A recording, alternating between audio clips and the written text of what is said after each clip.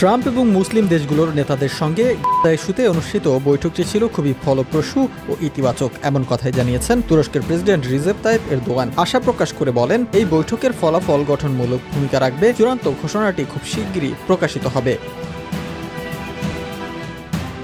সাংবাদিকদের সঙ্গে আলাপকালে এরদোয়ান বলেন, আমরা মাত্রই একটি খুব ইতিবাচক ও ফলপ্রসূ বৈঠক শেষ করেছি। আমি সন্তুষ্ট, আশাবাদী এবং বৈঠকের ফল মঙ্গলজনক হোক। ট্রাম্প এবং কাতারের আমির শেখ তামিমের বিবৃতি থেকেই আজকের বৈঠকের ফলাফল স্পষ্ট হবে। এদিকে ট্রাম্প নিজেও সাংবাদিকদের বলেন, বৈঠকটি খুবই সফল হয়েছে। অংশগ্রহণকারী মুসলিম প্রধান রাষ্ট্রগুলোর ভূমিকাকে বিশেষভাবে গুরুত্ব দেন তিনি।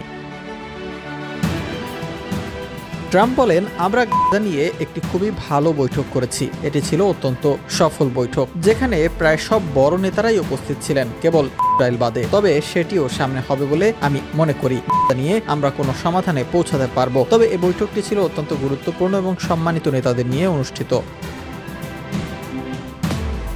যুক্তরাষ্ট্রভিত্তিক সংবাদ মাধ্যম অ্যাক্সিওস জানায়, ধারণা করা হচ্ছিল ট্রাম্প যুদ্ধ বন্ধ করা নিয়ে একটি পরিকল্পনা ঘোষণা করবেন। তিনি চান আরব ও মুসলিম দেশগুলো গাজায় সেনা পাঠাতে সম্মত হোক। এতে ইসরায়েল সেখান থেকে সরে যেতে পারবে এবং এই উপত্যকা পুনর্গঠন ও বাসিন্দাদের পুনর্বাসনের জন্য অর্থ জোগাড় করাও সম্ভব হবে।